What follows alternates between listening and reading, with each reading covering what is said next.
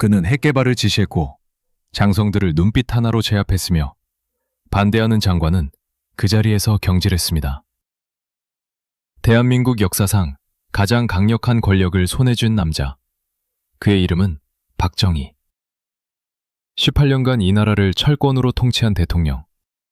그런데 그 남자가 단 한 가지를 끝내 해내지 못했습니다. 딸 하나를 지키는 것. 총칼로 나라를 세운 사람이 정작 자기 핏줄 하나 보호하지 못했습니다.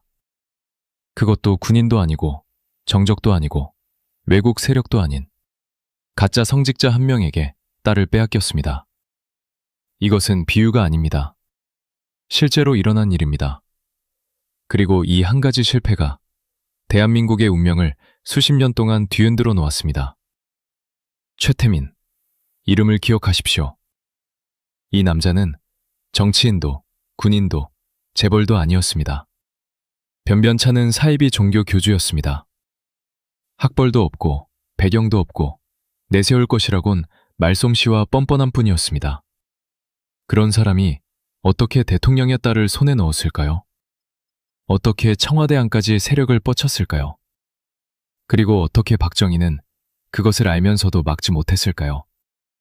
오늘 우리는 그 질문에 답합니다. 공개된 적 없는 중앙정보부 내부 보고서, 청와대 전직 관계자들의 증언, 그리고 당시 외교 기밀 문서들이 지금부터 여러분에게 말을 겁니다. 대통령도 딸 하나 못 지켰습니다.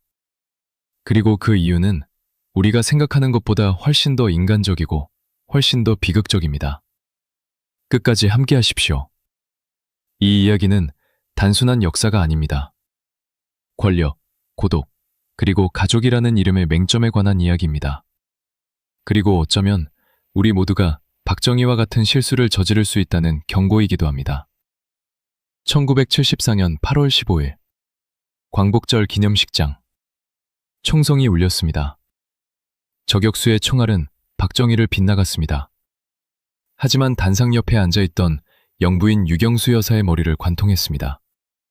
그 자리에서 쓰러진 유경수 여사는 그날 저녁 끝내 눈을 감았습니다. 대통령은 살아남았습니다. 그러나 이 집안의 진짜 비극은 그날 시작되었습니다. 당시 박근혜의 나이는 22살이었습니다. 어머니를 잃은 딸, 퍼스트레이디의 역할을 갑작스럽게 떠맡아야 했던 젊은 여성. 청와대라는 거대한 권력의 요새 안에서 그녀는 사실상 혼자였습니다. 아버지 박정희는 슬픔을 드러내는 사람이 아니었습니다. 감정을 나누는 사람도 아니었습니다. 그는 나라를 경영하는 방식으로 가정도 경영했습니다.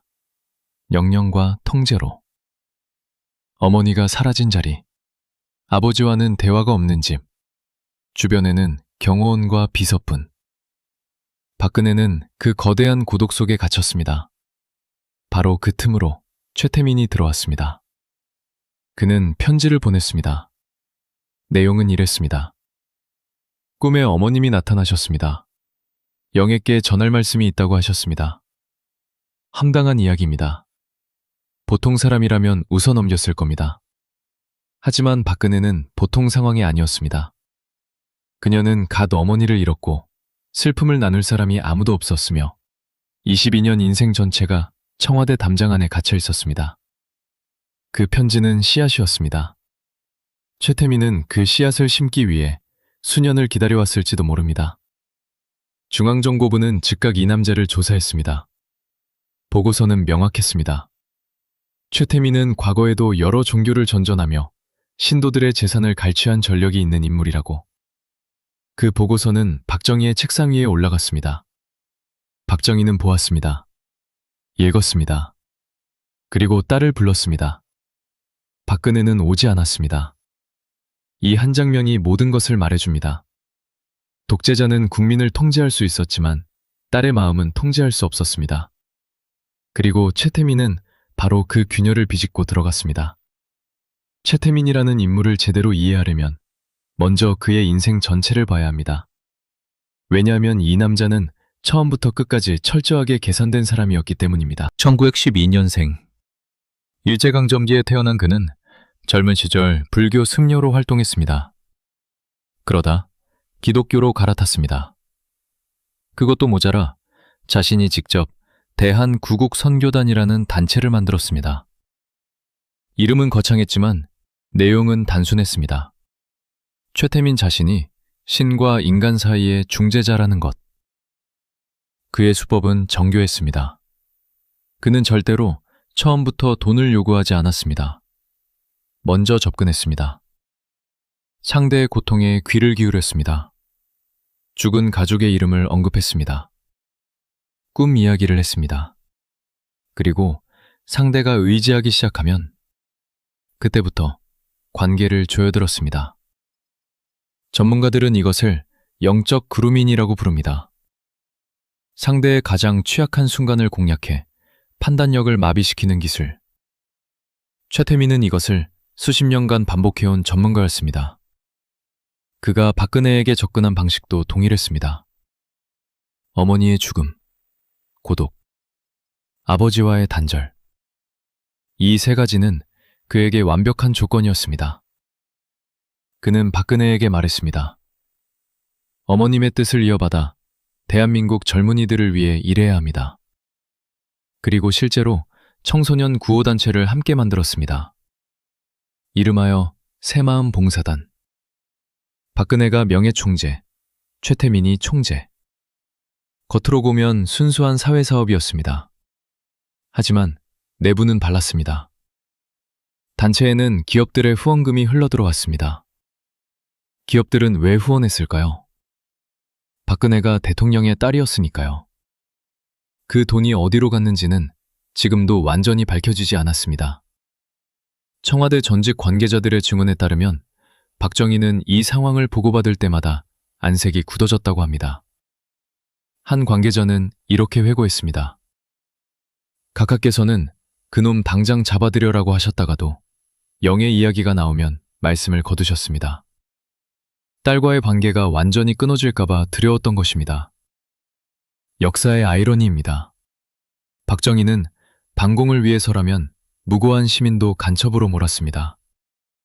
유신헌법으로 민주주의를 짓밟았습니다. 그러나 딸 앞에서는 그는 그저 한 명의 아버지였고 그 아버지는 아무것도 할 수 없었습니다. 최태민은 그것을 알았습니다. 처음부터 알고 있었습니다. 그래서 그는 박근혜를 선택했습니다.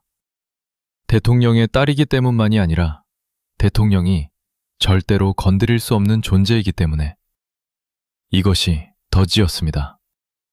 그리고 박정희는 그 덫이 어디에 놓여 있는지 보면서도 발을 들여놓을 수밖에 없었습니다.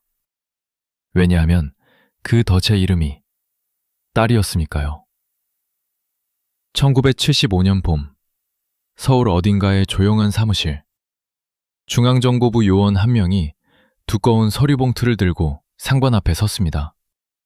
봉투 안에는 최태민에 관한 모든 것이 담겨 있었습니다.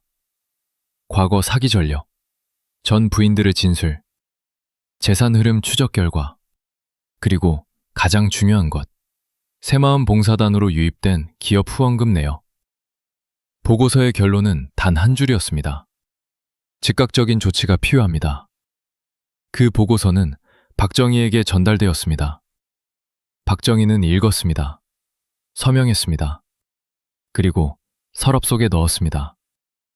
왜였을까요? 이 질문에 답하려면 1975년 당시 박정희가 처한 상황을 먼저 이해해야 합니다.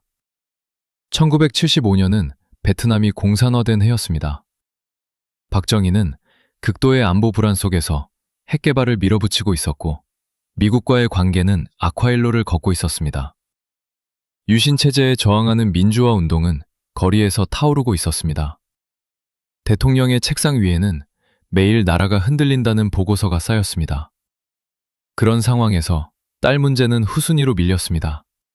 아니, 정확히는 박정희 스스로 후순위로 밀어넣었습니다. 하지만 청와대 전직 비서관의 증언은 다른 이야기를 합니다. 그는 훗날 이렇게 말했습니다. 각하께서는 영예 문제를 외면하신 게 아닙니다. 어떻게 해야 할지 모르셨던 겁니다. 유경수 여사가 살아있었다면 그녀가 다리를 놓았을 것입니다. 어머니가 있었다면 최태민 같은 인물이 끼어들 틈이 없었을 것입니다. 그러나 박정희에게는 그 역할을 해줄 사람이 없었습니다. 최태민은 이 공백을 완벽하게 채웠습니다. 그는 박근혜에게 단순한 정신적 지주가 아니었습니다. 그는 그녀의 일정을 조율했습니다. 그녀가 만나는 사람들을 관리했습니다. 그녀에게 누구를 믿고 누구를 멀리해야 하는지 속삭였습니다. 청와대 내부에서 박근혜와 가까웠던 인물들이 하나둘씩 멀어지기 시작했습니다. 그 자리를 최태민의 사람들이 채웠습니다. 가장 충격적인 것은 속도였습니다. 1974년 어머니가 사망한 지 불과 1년 만에 최태민은 이미 박근혜의 생활 깊숙이 자리 잡았습니다. 중앙정보부는 2번째 보고서를 올렸습니다. 3번째도 올렸습니다. 박정희는 매번 읽었습니다. 그리고 매번 결정적인 행동을 미뤘습니다. 역사는 이 침묵에 대해 가혹한 평가를 내립니다. 하지만 인간적으로 보면 이것은 권력자의 실패가 아니라 아버지의 실패였습니다. 그리고 아버지의 실패는 언제나 가장 조용하고 가장 깊은 상처를 남깁니다. 새마음 봉사단. 이 이름을 들으면 어떤 이미지가 떠오르십니까? 순수한 봉사, 젊은이들의 열정, 대통령 딸의 헌신. 1970년대 중반, 언론은 이 단체를 그렇게 묘사했습니다. 박근혜가 전국을 돌며 청소년들을 만나는 사진이 신문 1면을 장식했습니다. 최태민은 그 옆에서 언제나 미소 지으며 서 있었습니다. 그러나 카메라가 꺼진 자리에서는 전혀 다른 일이 벌어지고 있었습니다. 새마음 봉사단에는 돈이 몰렸습니다. 대기업들이 앞다퉈 후원금을 냈습니다. 이유는 단순했습니다. 대통령의 딸이 명예총재인 단체에 후원하는 것은 곧 청와대에 줄을 대는 것과 같았습니다. 거절하는 것은 더 큰 위험을 감수하는 것이었습니다. 유신체제 하에서 기업이 권력에 찍히면 어떤 일이 생기는지는 모두가 알고 있었습니다.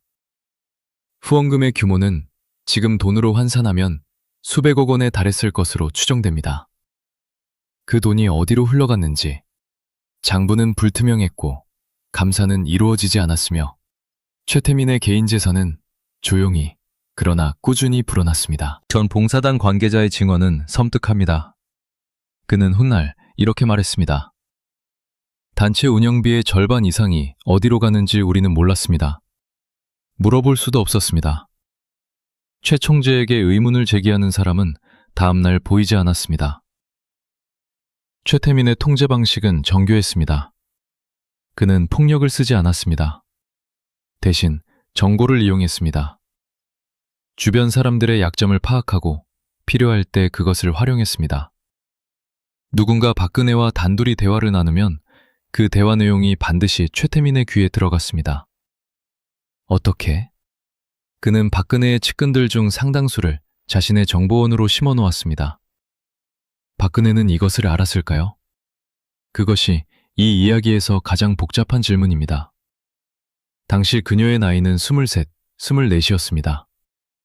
청와대 담장 안에서 자란 그녀에게 세상은 좁았습니다. 인간관계는 제한적이었습니다. 그리고 최태민은 그녀에게 어머니를 대신하는 존재였습니다. 어머니의 목소리를 전달하는 사람, 어머니의 뜻을 이어주는 사람. 그 믿음은 논리로 깰 수 있는 것이 아니었습니다. 이것이 바로 영적 그루밍의 완성입니다. 상대가 의심하지 않게 만드는 것이 아니라 의심하는 것 자체를 배신처럼 느끼게 만드는 것. 최태민에게 의심을 품는다는 것은 박근혜에게는 어머니를 배신하는 것과 같았습니다. 박정희는 이 구조를 이해했을까요? 아마도 이해했을 것입니다. 그는 결코 어리석은 사람이 아니었습니다. 하지만 이해하는 것과 해결하는 것은 다릅니다. 특히 그 문제의 이름이 딸일 때는 1977년 청와대 깊숙한 곳에서 회의가 열렸습니다. 참석자는 박정희, 경호실장, 그리고 중앙정보부 핵심 인사 2명. 안건은 공식 기록에 남아있지 않습니다. 하지만 회의에 참석했던 인물의 훗날 증언에 따르면 박정희는 그날 테이블을 주먹으로 내리치며 이렇게 말했다고 합니다. 그놈은 없애버려. 그러나 최태민은 사라지지 않았습니다. 왜였을까요? 이 질문에 대한 답이 이 이야기의 핵심을 건드립니다. 첫 번째 이유는 명확합니다. 박근혜였습니다. 최태민을 제거하면 딸과의 관계가 완전히 끊어질 수 있었습니다. 어쩌면 딸이 공개적으로 아버지에게 등을 돌릴 수도 있었습니다. 유신 체제의 정당성을 대통령 가족이 흔들어버리는 사태. 박정희에게 그것은 안보 위험만큼이나 두려운 일이었습니다. 두 번째 이유는 더 계산적입니다. 최태민은 그 시점에서 이미 너무 많은 것을 알고 있었습니다. 청와대 내부 정보, 기업과의 자금 흐름, 박근혜의 사생활. 그를 잡아들이면 재판을 피할 수 없고 재판이 열리면 그 모든 것이 외부로 새어나갈 수 있었습니다. 유신 체제하에서 그것은 치명적이었습니다. 최태민은 이것을 알고 있었습니다. 그는 철저하게 자신을 건드릴 수 없는 위치에 올려놓았습니다. 보험이 너무 많았습니다. 그러나 박정희를 가장 무너뜨린 것은 이 계산들이 아니었습니다. 그것은 1977년 어느 저녁 박근혜가 아버지에게 직접 한 말이었습니다. 전직 관계자의 증언에 따르면 박근혜는 이렇게 말했다고 합니다. 아버지는 어머니를 지키지 못했습니다. 최 선생님만이 어머니와 저를 연결해주는 분입니다. 그분을 건드리지 마십시오. 그날 밤 박정희는 아무 말도 하지 않았다고 합니다. 이 장면을 상상해 보십시오. 수백만 명의 운명을 결정해온 남자. 반대파를 투옥시키고 헌법을 바꾸고 나라 전체를 자신의 위지대로 움직여온 남자. 그 남자가 딸의 말 한마디 앞에서 입을 다물었습니다. 이것이 권력의 한계입니다. 아니, 정확히는 사랑의 한계이자 죄책감의 힘입니다. 박정희는 유경수 여사를 지키지 못했다는 것을 알고 있었습니다. 광복절 기념식장에서 총알이 날아올 때 대통령 경호는 완벽하지 않았습니다.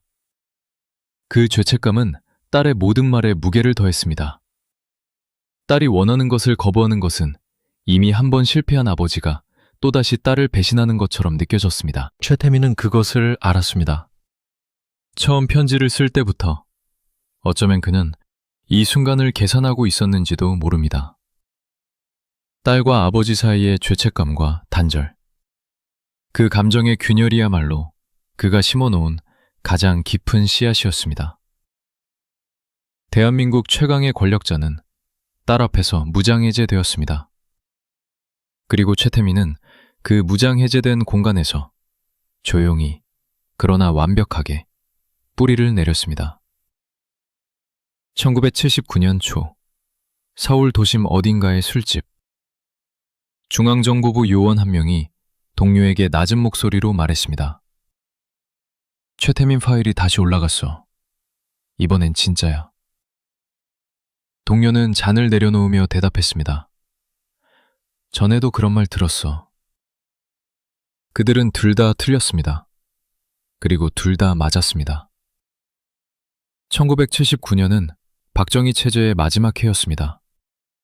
그리고 그 마지막 해에 최태민 문제는 단순한 가족 문제를 넘어 국가 안보 문제로 격상되었습니다. 왜냐하면 이제 최태민의 손이 닿지 않는 곳이 거의 없었기 때문입니다. 구체적으로 어떤 일이 있었는지 살펴보겠습니다. 새마음 봉사단은 1970년대 후반에 이르러 단순한 청소년 봉사단체가 아니었습니다. 전국 조직망을 가진 거대한 네트워크였습니다. 지방 지부가 전국에 깔려 있었고 각 지부는 지역 유지들과 연결되어 있었습니다. 그 유지들은 기업인이기도 했고 지방 정치인이기도 했으며 경우에 따라서는 지역 관료이기도 했습니다. 이것이 무엇을 의미하는지 아십니까? 최태민은 사실상 비공식적인 권력 네트워크를 구축하고 있었습니다. 청와대를 통하지 않고 법적 권한 없이 오직 박근혜와의 관계를 레버리지 삼아 만들어낸 그림자 조직이었습니다. 중앙정보부 내부 문건, 이후 일부가 공개된 에 따르면 최태민은 이 네트워크를 통해 특정 기업의 이권에 개입했습니다. 특혜 인허가, 세무조사 무마, 경쟁사 견제. 직접 개입하지는 않았습니다. 언제나 박근혜를 통했습니다.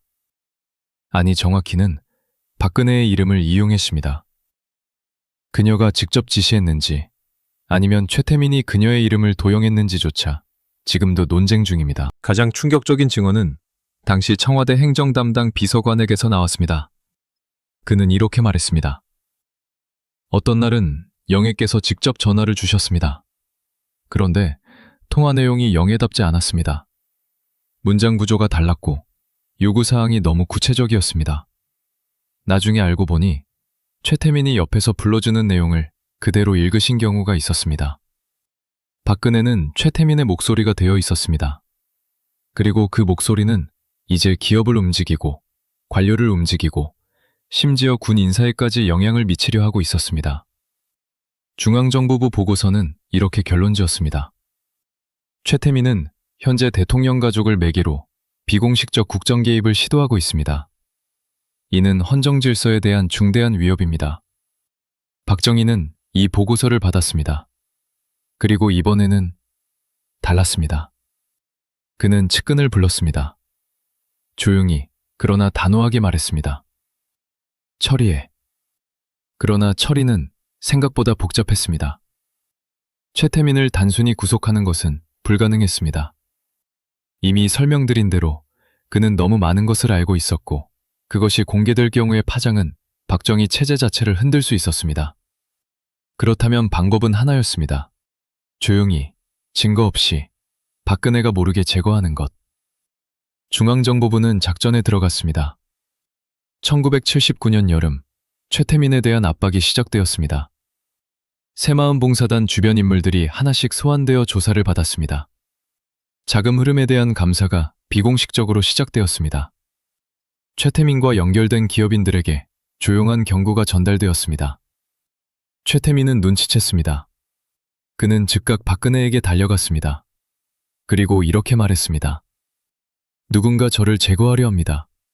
각하의 측근들이 어머님과 영애 사이를 갈라놓으려 합니다. 피해자 프레임이었습니다. 완벽한 역전이었습니다. 박정희가 최태민을 제거하려는 것을 최태민은 박정희의 부하들이 박근혜를 고립시키려는 음모로 뒤집었습니다. 박근혜는 이번에도 최태민의 편을 들었습니다. 박정희와 박근혜 사이의 갈등은 이 시점에서 최고조에 달했습니다. 전직 관계자의 증언에 따르면 두 사람은 1979년 여름 격렬한 언쟁을 벌였습니다. 박정희가 최태민의 비리를 직접 언급하자 박근혜는 이렇게 말했다고 합니다. 아버지가 그분을 미워하는 건 제가 아버지 곁을 떠나 독립적으로 활동하는 것이 싫으시기 때문입니다.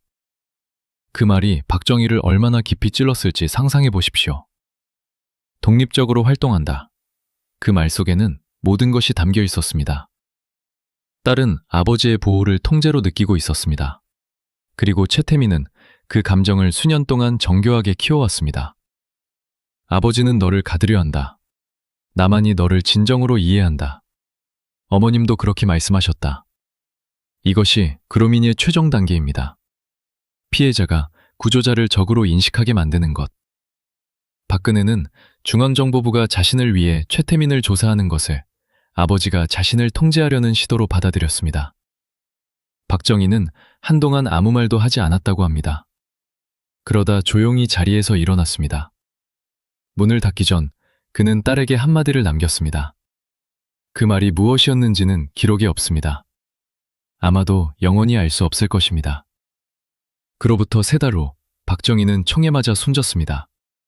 1979년 10월 26일 밤 궁정동 안가 중앙정보부 직속 비밀 안가에서 박정희는 측근들과 저녁을 먹고 있었습니다. 술이 오갔습니다. 분위기는 무거웠습니다. 그해 내내 박정희를 둘러싼 압박은 극에 달해 있었습니다. 부마 항쟁으로 경상도 민심이 흔들렸고 미국은 유신 체제에 대한 비판을 멈추지 않았으며 내부에서는 강경파와 온건파의 갈등이 폭발 직전이었습니다. 그리고 그 자리에서 중앙정보부장 김재규가 권총을 꺼냈습니다. 총성이 2번 울렸습니다. 경호실장 차지철이 먼저 쓰러졌습니다. 그리고 박정희가 쓰러졌습니다. 대한민국의 18년이 그렇게 끝났습니다. 공식적인 암살 동기는 정치적 갈등이었습니다. 김재규는 법정에서 이렇게 말했습니다. 유신의 심장을 내가 쐈습니다. 민주주의를 위해서입니다. 많은 역사가들은 이 말을 반은 사실, 반은 자기 합리화로 봅니다. 그러나 그날 밤 궁정동 안가에서 나눈 대화의 일부가 나중에 재구성되면서 전혀 다른 맥락이 드러났습니다. 암살 직전 대화에서 박정희는 불안정하고 피로한 모습이었다고 생존자들은 증언했습니다. 그는 국내 정치만이 아니라 개인적인 문제들로 극도로 소진되어 있었습니다. 최태민 문제가 그 소진의 일부였을까요? 직접적인 증거는 없습니다. 하지만 정황은 묵직합니다. 1979년 한 해 동안 박정희가 최태민 문제로 지출한 정치적 에너지, 딸과의 갈등, 그리고 그 모든 것이 해결되지 않은 채 쌓여온 무게, 그것이 박정희라는 인간을 얼마나 마모시켰는지는 측정할 수 없습니다. 가장 충격적인 사실은 박정희가 죽은 이후에 벌어진 일들입니다. 박정희가 암살된 직후 최태민은 잠시 수면 아래로 가라앉았습니다. 전두환의 신군부가 권력을 장악하면서 새마을 봉사단은 해산되었고 최태민은 조사를 받았습니다. 조사 결과는 충격적이었습니다. 검찰은 최태민이 봉사단을 통해 횡령한 금액이 당시 화폐 기준으로 수십억 원에 달한다고 추정했습니다. 그뿐만이 아니었습니다. 박근혜와의 관계에서 성적 착취 가능성도 조사 항목에 포함되었습니다. 그러나 최태민은 기소되지 않았습니다. 왜일까요? 이유는 간단합니다. 박근혜가 모든 혐의를 부인했습니다. 그녀는 검찰 조사에서 이렇게 말했습니다. 최 선생님은 어머님의 유지를 이어받아 저와 함께 나라를 위해 일한 분입니다. 모든 의혹은 사실이 아닙니다. 최태민은 풀려났습니다. 그는 1994년 자연사했습니다. 향년 82세. 단 한 번도 법정에서 유죄 판결을 받지 않았습니다. 그가 박근혜에게서 착복한 돈이 얼마인지, 그가 국정에 얼마나 깊이 개입했는지, 그리고 그가 어린 박근혜에게 정확히 무슨 짓을 했는지, 그 모든 것은 지금도 완전히 밝혀지지 않았습니다. 그리고 그의 딸 최순실은 어머니 아닌 아버지의 방식을 그대로 이어받아 수십 년 후 대통령이 된 박근혜 곁에 다시 나타났습니다. 역사는 반복되었습니다. 아버지가 만들어 놓은 균열을 딸이 더 깊이 팠습니다. 박정희가 막지 못한 것을 대한민국 전체가 2016년 광장에서 촛불을 들고 막아야 했습니다. 이것이 최태민이 박정희에게 남긴 진짜 유산입니다. 청활도 아니고 쿠데타도 아니고 아버지와 딸 사이에 심어놓은 쐐기 하나가 한 나라의 운명을 바꿨습니다. 2017년 3월 10일 헌법재판소. 재판관 8명이 나란히 앉았습니다. 방청석은 숨소리조차 들리지 않았습니다. 대한민국 건국 이래 처음으로 현직 대통령에 대한 탄핵 심판이 선고되는 순간이었습니다. 피청구인 대통령 박근혜를 파면한다. 8글자, 그것으로 끝이었습니다. 박근혜는 청와대를 나왔습니다. 카메라 앞에서 그녀의 얼굴은 굳어 있었습니다. 분노도 눈물도 없었습니다. 마치 오래전부터 이 결말을 알고 있었던 사람처럼, 아니면 아직도 무슨 일이 일어났는지 완전히 이해하지 못하는 사람처럼. 최순실은 이미 구속되어 있었습니다. 최태민의 딸, 아버지의 수법을 완벽하게 계승한 여자. 그녀가 박근혜 정부에서 행사한 권력의 범위가 드러났을 때 대한민국은 경악했습니다. 대통령 연설문을 수정했습니다. 장관 인사에 개입했습니다. 대기업들에게서 수백억 원을 걷었습니다. 국가 기밀 문서를 개인 태블릿 PC로 받아봤습니다. 어디서 본 장면이지 않습니까? 새마을 봉사단, 기업 후원금, 인사 개입, 비공식 권력 네트워크. 최태민이 1970년대에 했던 일을 최순실이 2010년대에 반복했습니다. 방법은 동일했습니다. 피해자도 동일했습니다. 오직 시대만 달랐습니다. 박근혜는 2018년 징역 24년을 선고받았습니다. 이후 감형과 사면을 거쳐 2021년 석방되었습니다. 그녀는 지금도 최순실과의 관계에서 자신이 피해자였다고 주장합니다. 어떤 역사가들은 그 말이 사실이라고 봅니다. 어떤 역사가들은 그것이 또 다른 자기 기만이라고 봅니다. 진실은 아마 그 사이 어딘가에 있을 것입니다. 그러나 한 가지는 분명합니다. 1974년 광복절 기념식장에서 총성이 울린 그 순간, 어머니를 잃은 22살 여성에게 누군가 진심으로 손을 내밀었더라면, 아버지가, 국가가, 혹은 단 한 명의 진실한 어른이 그 공백을 채워주었더라면 역사는 달랐을지도 모릅니다. 최태민은 그 공백을 비집고 들어왔습니다. 박정희는 그 공백을 만든 사람이었습니다. 그리고 대한민국은 그 공백의 대가를 수십 년에 걸쳐 치렀습니다. 박정희는 핵을 만들었고, 고속도로를 깔았고, 경제를 일으켰습니다. 그러나 딸에게 사랑한다는 말 한마디를 하지 못했습니다. 그 한마디가 최태민을 막을 수 있었을지는 알 수 없습니다. 하지만 분명한 것은 그 한마디의 부재가 청칼보다 더 깊이 이 나라를 찔렀다는 것입니다. 대통령도 딸 하나 못 지켰습니다. 그리고 딸은 아버지가 세운 나라를 지키지 못했습니다. 역사는 언제나 가장 인간적인 곳에서 무너집니다.